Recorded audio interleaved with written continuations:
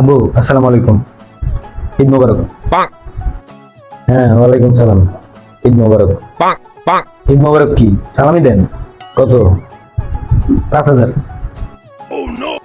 তুই সালামি চাইলি না সম্পত্তির ভাগ চাইলি? কই গো, শুনছো? তোমার বলায় সম্পত্তির ভাগ চাই আমার থেকে। বুঝলাম না, সম্পত্তির ভাগ চাইলাম কখন? তো সময় আমরা 2 টাকা পাইতাম সালামি, 2 টাকা। 2 টাকা দিয়ে পুরা বাংলাদেশ ঘুরতাম। আর তোরা সালামি চাস 5,000 টাকা। এক লোকে দেখছো কোনোদিন 5,000 টাকা? খুশির একটা দিন মাইর টাইম না খাইতে চলে যা। ছট ওই তোর মায়ের কাছে দেখ, মনে হয় 50 টাকা রাখছি।